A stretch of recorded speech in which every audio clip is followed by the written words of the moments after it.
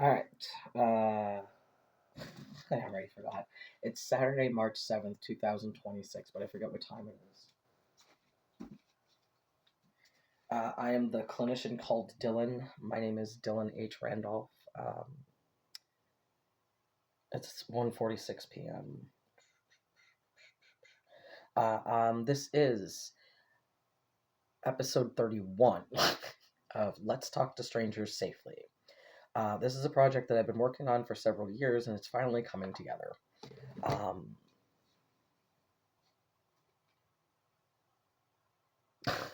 Who do you want me to be when you walk up to the door, Jet? You wouldn't listen to the sound of my voice. You wouldn't allow me to turn my back so that I didn't have to look at the thing I find threatening. Stop insisting that I speak to you in person.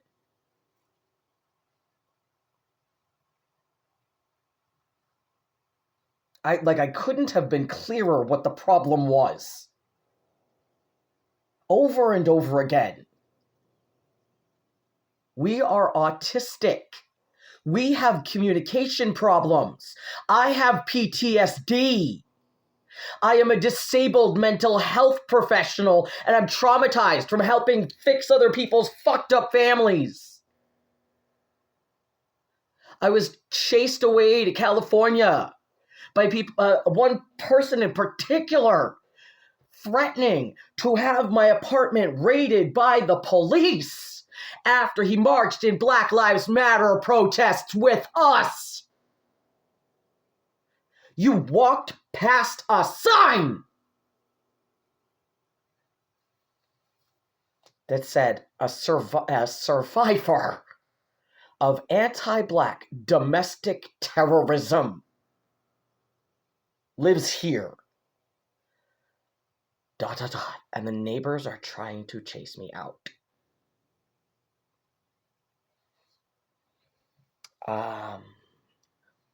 When were you gonna follow up on the wooden crosses left on my lawn? The threatening letter telling me to go, get out of my neighborhood? Like, for fuck's sake, were you even gonna pretend to do your job?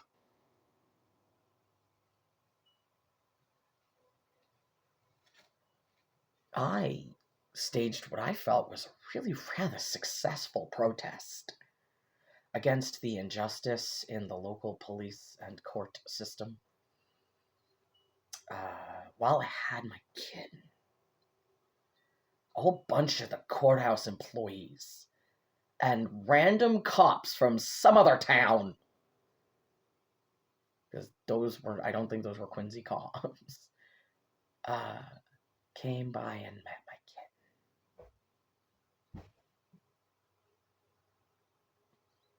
I'm flabbergasted that you're that fucking dumb.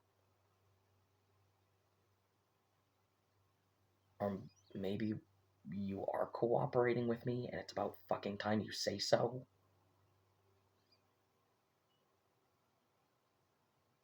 Because, yeah, the day that Ames actually signed the restraining order they kept telling you they didn't fucking want, they wanted you to leave us alone. They kept telling you that. Get the neighbors to stop doing this to him, and he might ever be able to calm down. We kept telling you, you are being used as a tool to terrorize me, to make me leave, instead of fucking help me.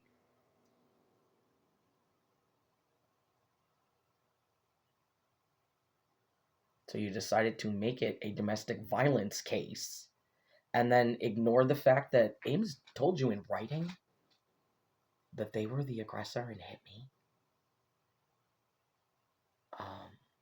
What the fuck?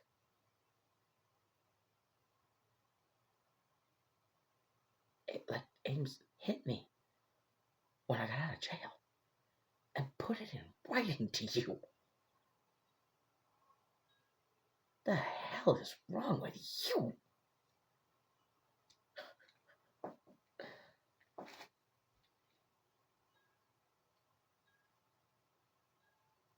Yeah. Okay, so that was a great day for me. The kitten and I, we played, talked to a whole bunch of people. Saw Judge Coven right at the end of the day. I looked down, I was like, Judge Coven. Didn't recognize you at first without your robe on. And he looked at me and said, I'm still the same guy, and walked back inside.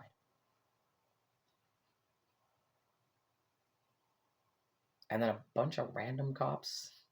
Like, for sure, one or two of them were from Quincy. I forget how many there were, because that was a little scary. I wasn't expecting that. Showed up and started complaining about my stuff on the sidewalk, and that was when I started to panic. I was like, I'm gonna go get Tom. So I rushed back into the courthouse, because I'd already, like, told the courthouse employees in the morning. I was like, no, I'm not moving. I'm staging a protest in front of the courthouse.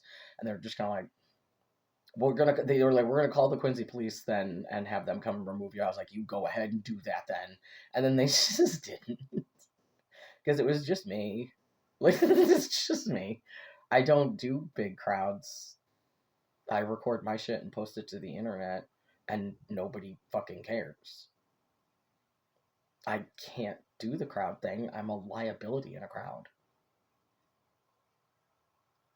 I just don't like being in crowded places. I know the power of my own persuasive voice. I don't think it's a good idea for me to go to the large protests knowing how powerful my voice is, and that I know how to manipulate the acoustics of the space.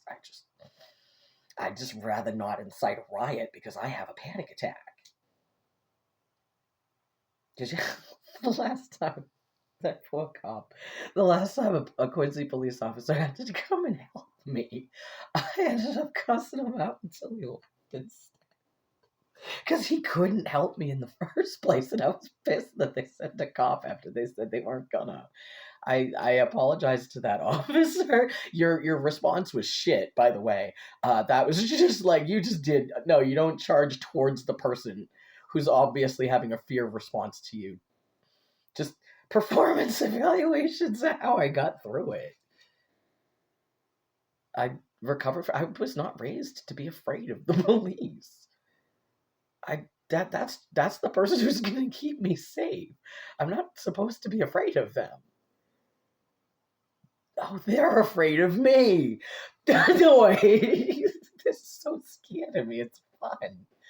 Like, why would you have a way?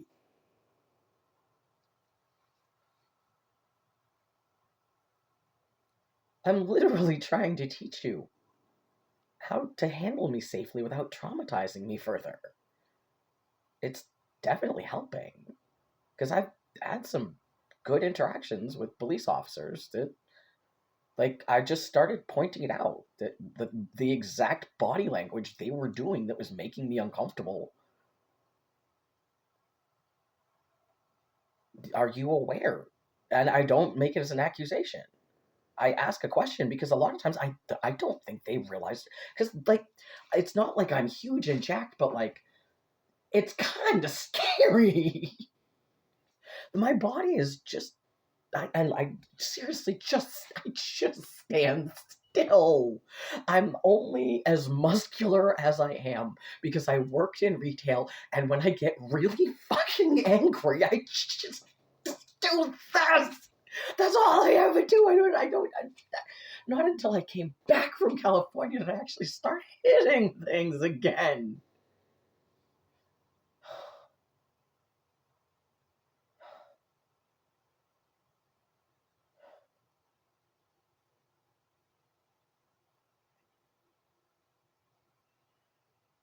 So as I was saying, I am an autistic adult.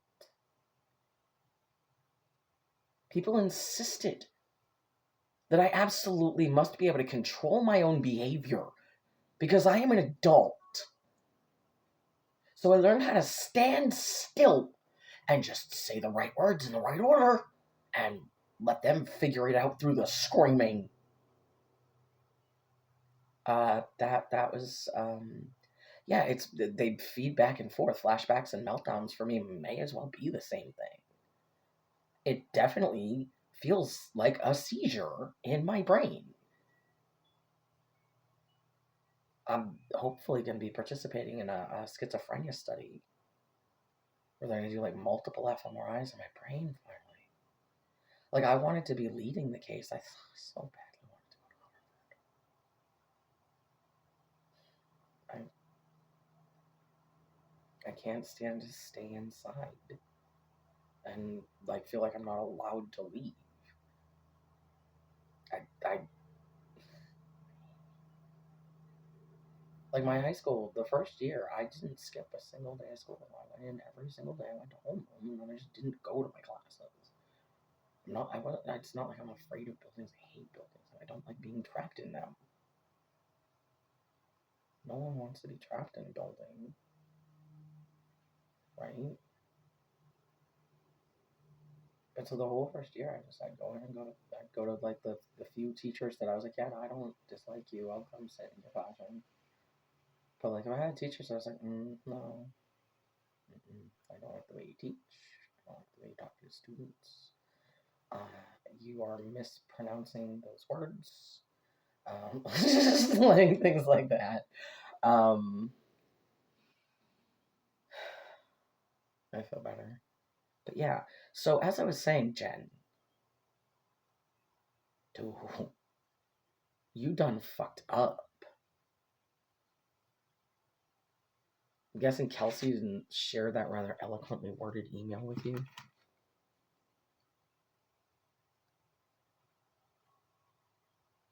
You wouldn't listen to me speak long enough to realize that I'm way too intelligent for what you're trying to do, and I will not stop standing up to you. Like, did you actually pay attention to any of the clear videos, like the stuff where I was explaining what was happening while I was psychotic and screaming?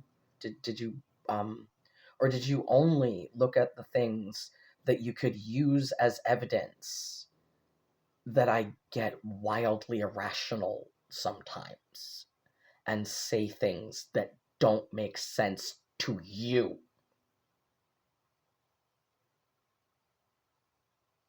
Because I've been saying for years, repeatedly in a lot of different videos, the stuff that I'm recording is largely fiction, satire,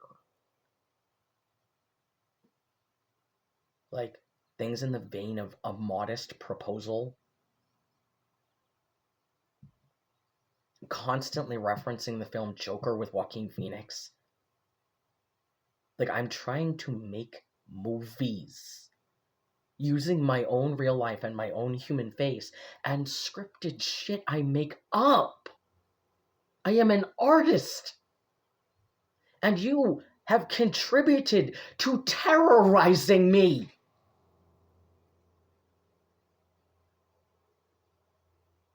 Well, I literally am making art about wanting to keep the police officers safe.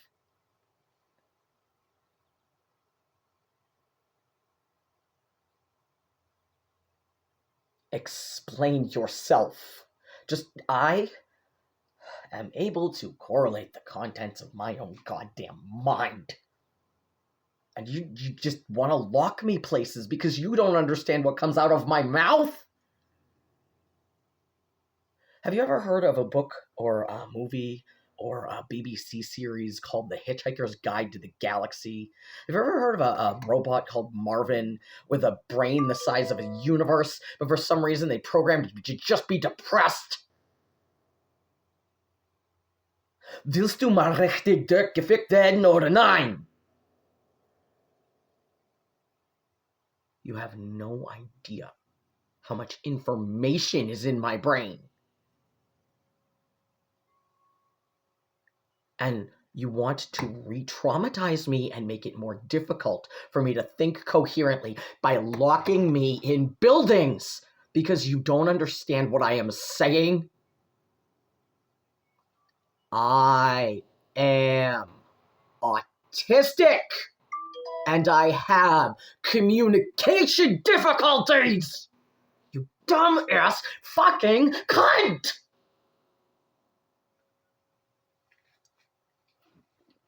Is that clear enough?